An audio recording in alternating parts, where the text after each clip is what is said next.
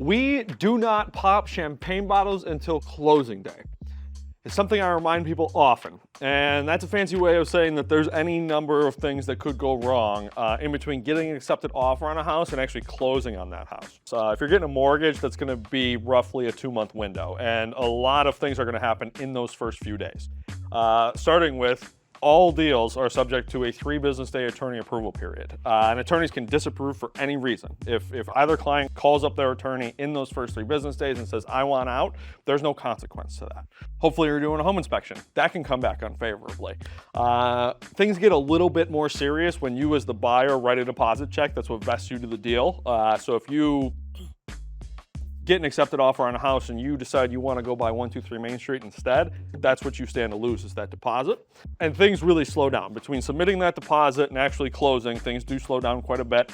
When you make an offer on a house and you're getting a mortgage for it, it's subject to a financing contingency, which means if you, the buyer, can't obtain the financing for some reason, not only are you walking away, but you're getting your deposit back. That's why pre-qualifications and pre-approvals are so important, because that's the bank saying, we've looked at this person's stuff. We reasonably think that they're going to be able to get a mortgage. We need a subject property, or AKA we need an accepted offer on a specific house to actually write the mortgage.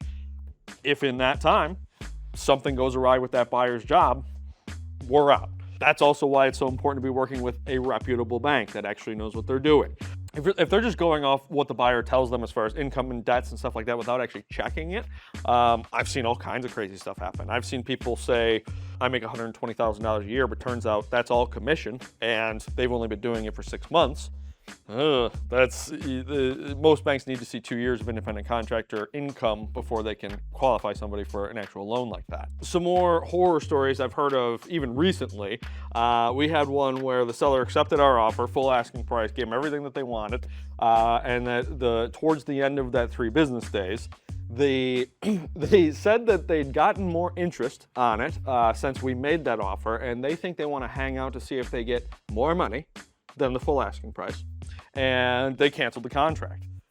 Fortunately for my buyer clients in that situation, they hadn't spent any money up to that point, so it was heartbreaking, but it wasn't. There were no financial consequences to it, and the seller's within their right to do that. Do I think it's a smart way of going about things? No. Have I seen it happen? Certainly. So this isn't meant to scare you. Whether you're a buyer or seller, there's a lot of things that you need to be on the lookout for every step of the way. It's not always as simple as person A wants to give person B X amount of money for their house. A lot of things you got to navigate. The only way to really learn is to be doing a lot of deals and selling a lot of houses. Fortunately, I have. And working with someone that knows what to be on the lookout for is critical no matter what transaction you're doing in real estate.